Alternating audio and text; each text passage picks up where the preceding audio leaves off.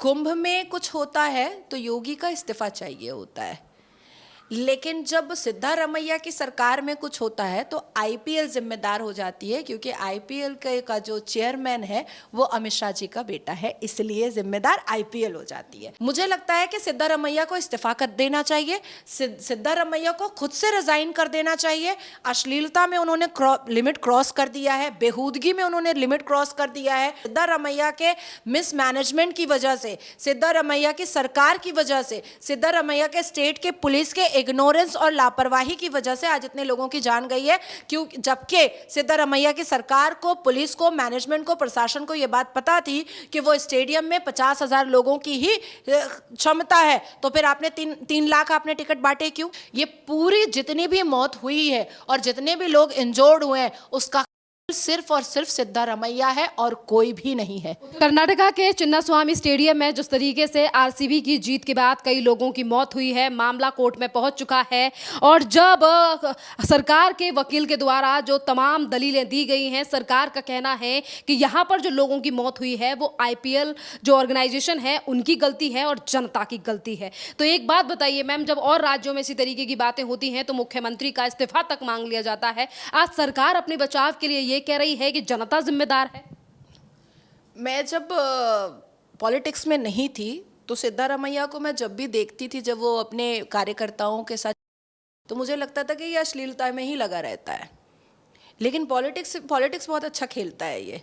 जब कुंभ में कुछ होता है तो योगी का इस्तीफा चाहिए होता है, लेकिन जब सिद्धारमैया की सरकार में कुछ होता है तो आईपीएल जिम्मेदार हो जाती है, क्योंकि आईपीएल का जो चेयरमैन है वो अमित शाह जी का बेटा है, इसलिए जिम्मेदार आईपीएल हो जाती है।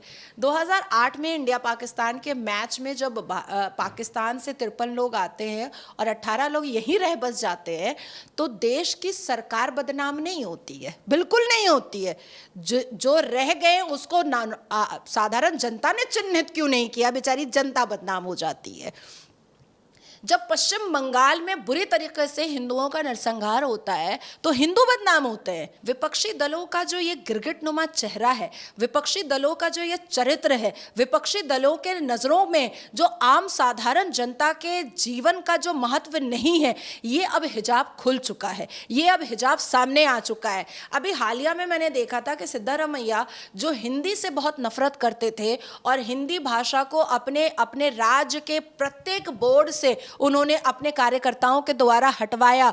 उनसे जब एक मुसलमान उर्दू में बात कर रहा था तो वो उर्दू समझ नहीं रहे थे, लेकिन उसको वो ये भी नहीं कह रहे थे कि यहाँ के भाषा में बात करो, यहाँ के लैंग्वेज को तुम सीखो, ये भी नहीं कहा। लेकिन राहुल गांधी से लेकर के प्रियंका वाड्रा से लेकर के विपक्षी दल ये जरूर कहते हैं कि भाई बंगाल में बंगला चलेगा और कर्नाटका में जो है वो कन्नड़ चलेगा, तो उर्दू कैसे चल रहा है?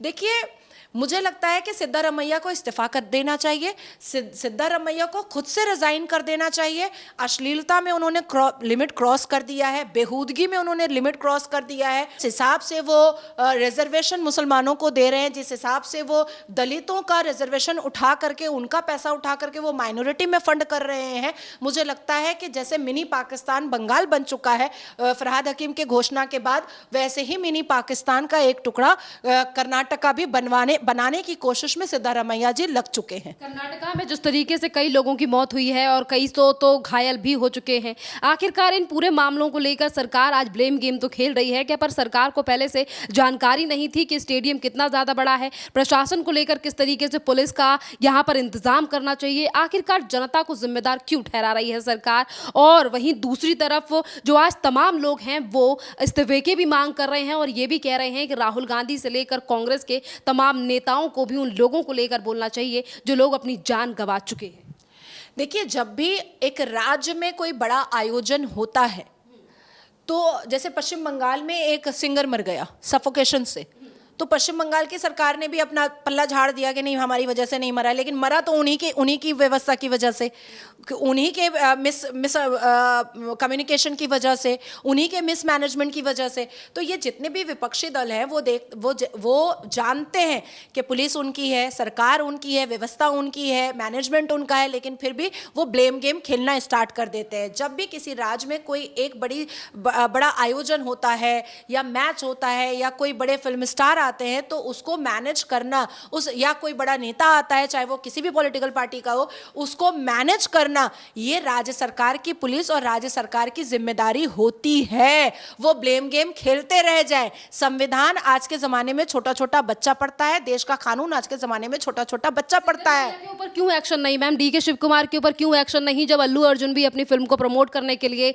गए थे पुष्पा को, और एक दो जब मौत हो जाती है तो उनके ऊपर भी केस दर्ज होते हैं, उन्हें भी कोर्ट। उस वक्त तो अल्लू अर्जुन के ऊपर ऐसे पड़ी थी सरकार कि मानो जैसे उन्होंने ही गला घोट के मार दिया हो, ऐसे पड़ी थी। और जेल भी उनको घसीट करके लेके जाया गया। वो शरीफ आदमी वो चला भी गया और फिर बेल लेकर के आया भी। अब वो मामला क्वाश में चल रहा है। देखिए मुझे ऐसा लगता है कि सिद्धारमैया खुद रिजाइन करे या फिर द ऑनरेबल सुप्रीम कोर्ट को सुओ मोटो एक्शन लेना चाहिए और सिद्धारमैया को जेल भेजना चाहिए, क्योंकि सिद्धारमैया के मिसमैनेजमेंट की वजह से, सिद्धारमैया की सरकार की वजह से, सिद्धारमैया के स्टेट के पुलिस के इग्नोरेंस और लापरवाही की वजह से आज इतने लोगों की जान गई है। क्यों? जबकि सिद्धारमैया की सरकार को, पुलिस को, मैनेजमेंट को, प्रशासन को यह बात पता थी कि वो स्टेडियम में 50,000 लोगों की ही क्षमता है। तो फिर आपने 3 लाख आपने टिकट बांटे क्यों? आपने टिकट काउंटर खोल क्यों रखा? आपको तो पता था कि 50,000 टिकट हमने बांट दिया है, इसके बाद हमें टिकट देना ही नहीं है। पर पैसा कमाने की लालच में आपने 3 लाख लोगों को एंट्री दी और एंट्री देने के बाद आपने वहां पर मौत का कुआं बना दिया, आपने वहां पर मौत का करबला का मैदान बना दिया। यह बर्दाश्त नहीं किया जाएगा। टिकट काउंटर पे कौन बैठा था? कोई बीजेपी का नेता आकर के बैठ गया था क्या? वहां पर पुलिस कौन थी? कोई बीजेपी का पुलिस आकर के बैठ गया था क्या? या बीजेपी की सरकार का पुलिस आकर के बैठ गया था? या सीबीआई चली गई थी? सब आपके सरकार की थी। क्या आप रोक नहीं सकते थे? 50,000 लोगों को एंटर करने के बाद स्टेडियम में आप सीधा कहते कि भाई फुल हो चुका है, हम नहीं एंटर करेंगे। ये पूरी जितनी भी मौत हुई है और जितने भी लोग इंजोर्ड हुए हैं उसका सिर्फ और सिर्फ सिद्धारमैया है और कोई भी नहीं है। उत्तर प्रदेश में जब एक भी मौत हो जाती है तो तमाम विपक्ष के नेता लखनऊ के एयरपोर्ट पर जमा हो जाते हैं और कहते हैं कि हम पीड़ितों से मिलना चाहते हैं। आज कर्नाटका में किस तरीके से मौत हुई है, आज कोई विपक्षी नेता, कोई राहुल गांधी, कोई जर्नलिस्ट तक सवाल नहीं उठा रहा है सरकार को लेकर, जो लगातार केंद्र की और योगी सरकार को लेकर सवाल उठाते हैं। तो क्या लगता है कि दोहरा रवैया है आज तमाम लोगों का? नहीं, दोहरा रवैया इसको नहीं बोलेंगे। ये बहुत आपने क्लासी और एलीट वर्ड बोल दिया है। देखिए मेरे हिसाब से चोर चोर मुसेरा भाई होता है।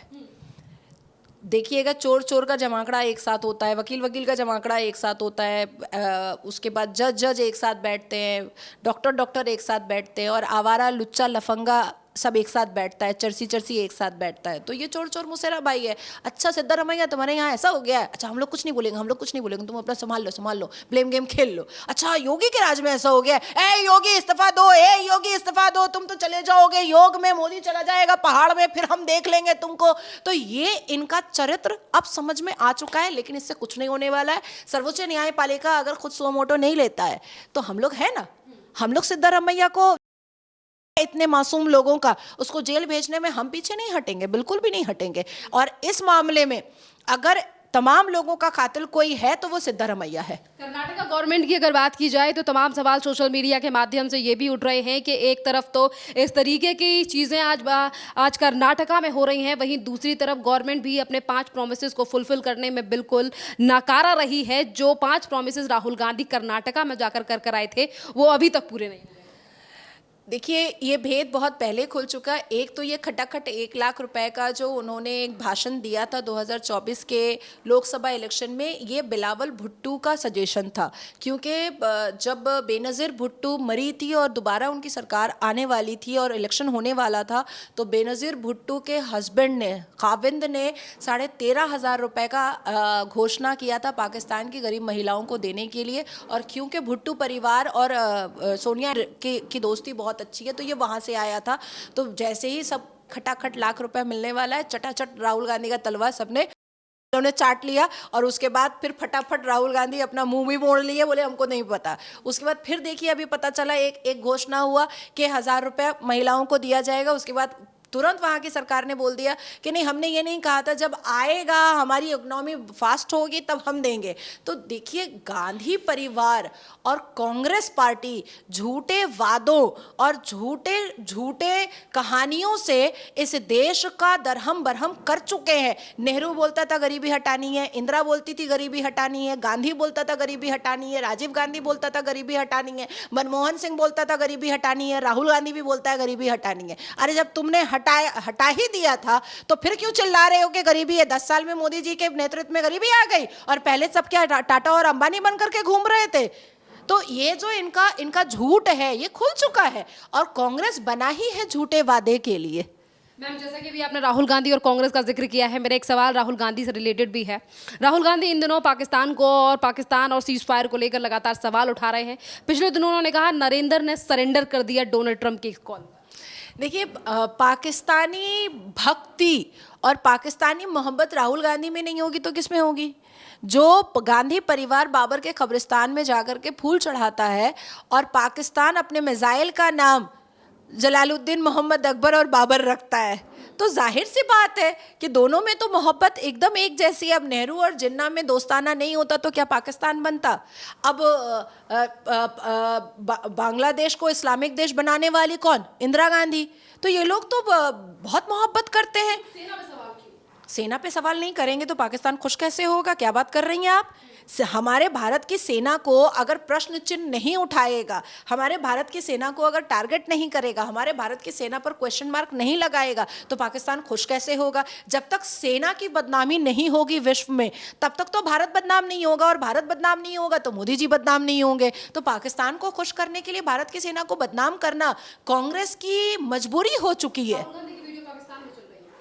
सिर्फ वीडियो चली है, नेशनल न्यूज पे वीडियो चली है, उसके बाद पार्लियामेंट में वाहवाही किया गया है। हाफिज सईद ने राहुल गांधी की तारीफ की है। मैं तो कह रही हूं कि आप प्रवक्ता तो बन चुके हैं, अब आप नेता भी बन जाइए। शहबाज शरीफ का चेयर ले करके आप ही पाकिस्तान के वजीर आजम बन जाइए, सपना भी पूरा हो जाएगा अम्मा जी का। सोनिया आंखों में जो सपना हर वक्त घूमता रहता है कि मेरा बेटा वजीर आजम बन गया, तो भारत में तो बनने से रहा भैया, ना बनेगा वो भारत में। उसकी नहीं है राहुल गांधी की भारत में वजीर आजम बनने का, पर पाकिस्तान में पक्का बन जाएगा।